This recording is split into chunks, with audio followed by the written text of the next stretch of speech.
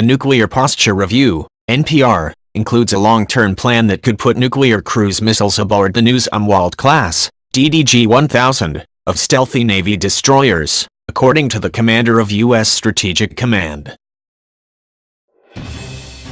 Air Force General John Hyten, STRATCOM chief, said the plan to develop a new, low-yield nuclear sea-launched cruise missile, SLCM, or SLCM, would not be limited to using ballistic submarines as the sole launch platform, as many assumed when the NPR was endorsed by Defense Secretary Jim Mattis earlier this month. It's important to know that the NPR, when it talks about the sea-launched cruise missile, does not say submarine-launched cruise missile, Hyten said in a February 16 keynote address in Washington, D.C., at the National Defense University Center for the Study of Weapons of Mass Destruction. In response to questions, he said, "We want to look at a number of options, everything from surface DDG-1000s into submarines, different types of submarines for the SLCMs. That's what the President's budget has requested of us, to go look at these platforms, and we're going to walk down that path," Hyten said. The USS Zumwalt, the first of 3 new stealthy destroyers built by the Navy, is the world's largest and most technologically advanced surface combatants, experienced numerous cost overruns in construction and problems in sea trials. It also broke down while transiting the Panama Canal in 2016.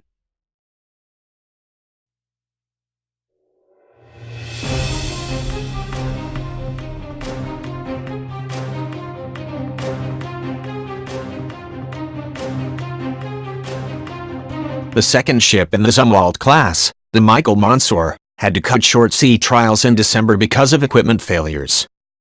The NPR called for the development of 2 new, low-yield nuclear weapons, the SCLM and a new submarine-launched ballistic missile.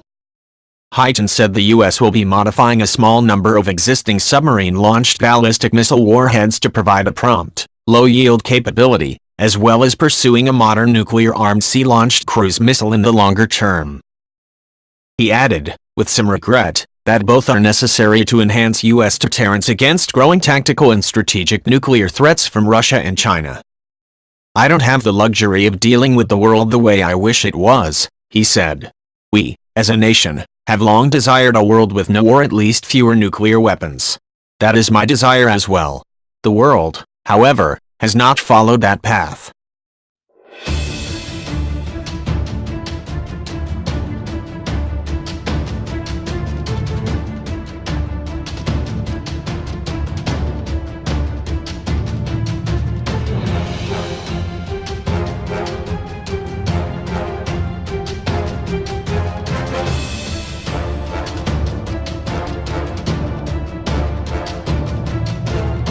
New developments with the Zyan H-6K strategic bomber, a version of the Russian Tupolev F-216 twin-engine bomber, has given China a nuclear triad of bombers, land-based missiles and submarines for the first time, Hyten said.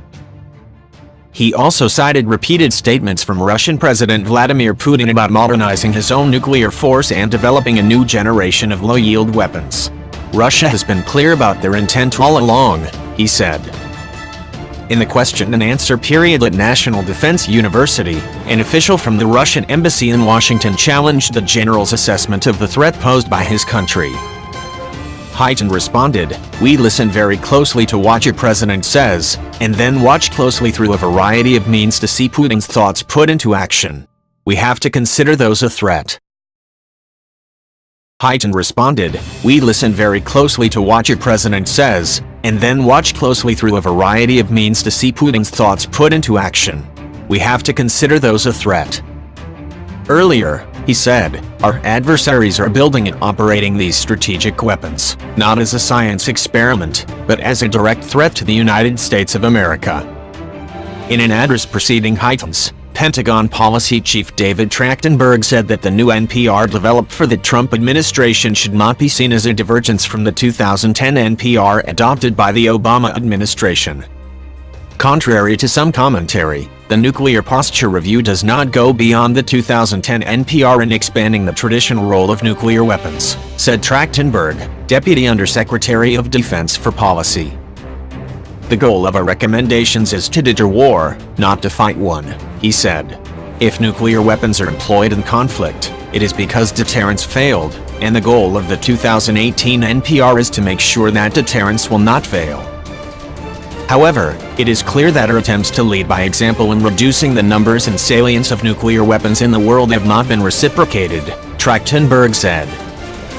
Russia and China have made clear their intentions to expand the numbers and capabilities of their nuclear arsenals, he said.